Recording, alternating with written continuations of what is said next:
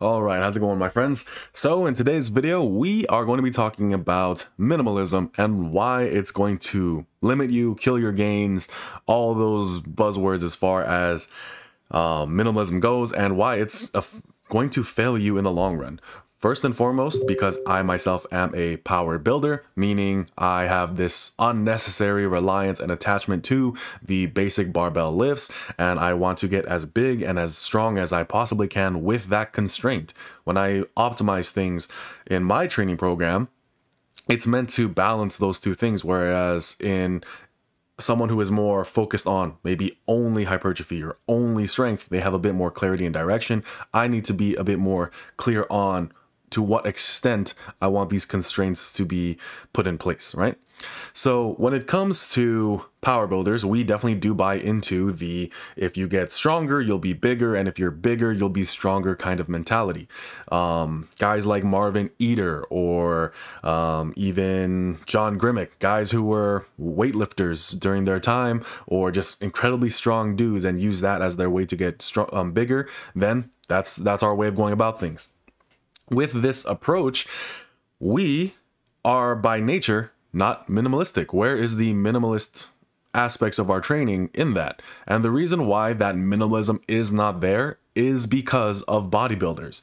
Power builders, not strength copers. People who think that if you want to be as big as possible, you only need to get strong. Those guys are wrong.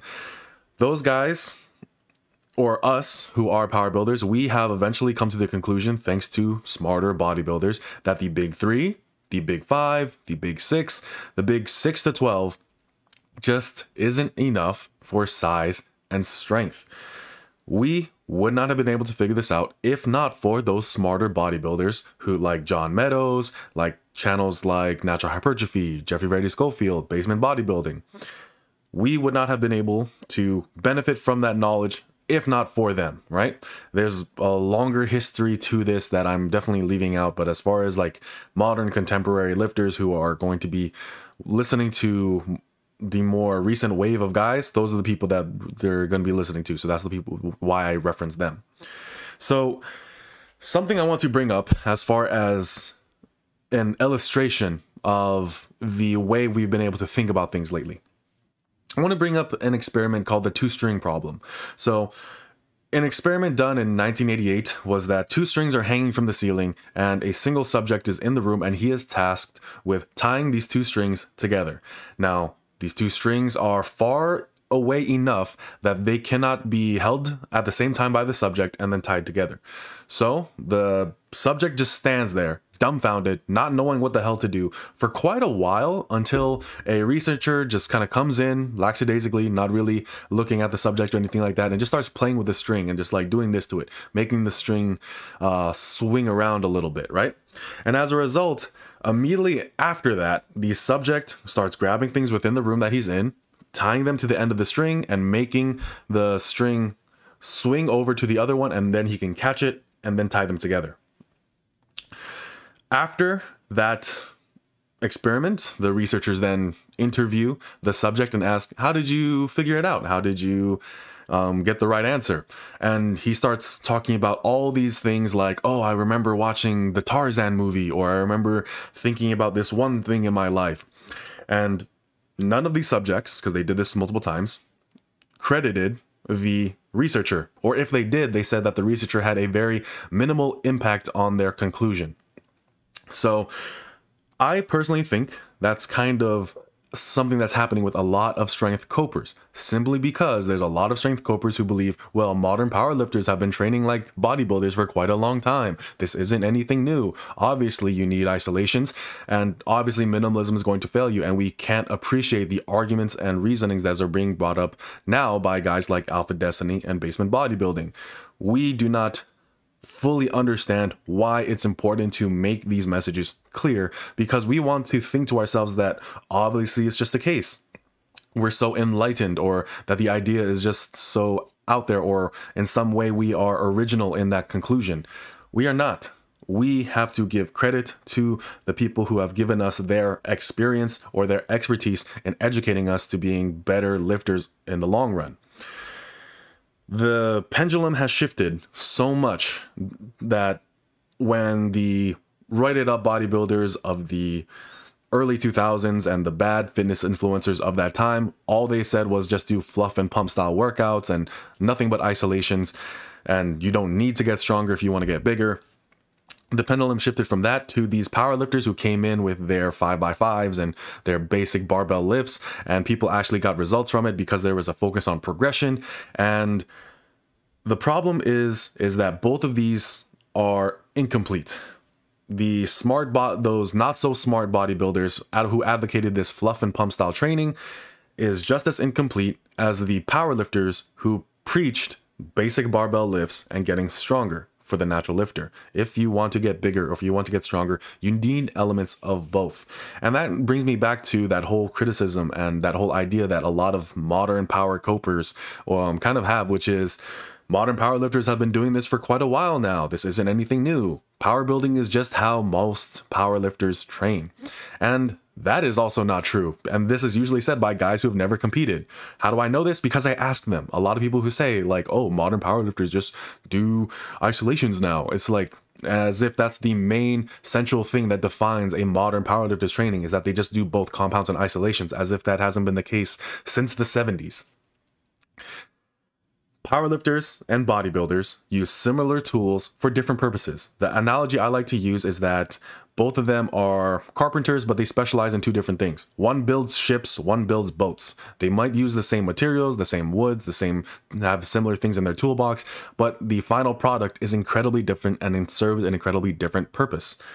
So, with a powerlifter or a more strength-focused lifter, they go through different training blocks where they have to accumulate more volume, build a bit more muscle, and then transition to a more strength-focused phase. A bodybuilder doesn't have to do that. Everything they do is a hypertrophy block. It's always oriented toward that one specific goal. A powerlifter will spend some time training in lower rep ranges to get stronger and to develop that skill of strength in those lower rep ranges with higher intensities and making sure their nervous system is able to perform on the platform. Bodybuilders don't need to do this. And will very likely not, or they should not, go below 5 reps if they have serious hypertrophy goals. It's just not really worth it for them to do that. A powerlifter will use lifts that are specific to their sport, and a bodybuilder will use any lift they find necessary for their goal and will drop any lift that they find to be an impediment. Powerlifters have to do the squat, bench, and deadlift, and when it comes to the other exercises in their program, they have to think of carryover. It's incredibly important that they have that consideration there because they want to make sure anything they're doing is not taking away from their final sport. Bodybuilders don't have to do that. For them, it's quite simply, is this a good return on investment for the amount of time and effort I'm putting into it and the amount of size gains I'm getting back? Saying modern powerlifters train like bodybuilders simply because they do isolations is very similar to saying all Asians are the same because we all eat rice. Now, that might be a little true, but for the sake of this argument, it's not true at all. It lacks the nuance and it lacks the full picture and the full depth of how both parties train. It's a statement that reveals how little a person understands about bodybuilding training and powerlifting training. So why is this necessary, or why is this important for understanding minimalism? Something we can recognize from everything I just stated in that huge rant and rambling is that minimalism will fail you because it doesn't work for strength and it doesn't work for size. In what way do you think, because it doesn't work for either of them, that if you tried to apply it for both, it would work any better? It doesn't. You might think that you are being more efficient, but as Basement Bodybuilding said in his video today, you are looking at efficiency in the wrong way. Just trying to do the least and try to get the most out of it is not the same as trying to really is not the same as trying to maximize whatever constraints you currently have. It's two very different things. You do need a wide variety of exercises. I can name off a shit ton and I will still miss them. For example, squat, bench, deadlift, row, overhead press, pull-ups, dips, lateral raises, bicep curls, forearm curls, tricep extensions, incline bench, hack squat, leg press, RDL, good mornings, dumbbell bench, close grip bench, chest fly, face pull, upright row, leg extension, leg curl, calf raises, and ab exercises. I just listed off as something more than 5 for sure, and I'm still missing some, all right? If you want to be big, you need to isolate and get stronger. If you want to be strong, you have to isolate and get bigger.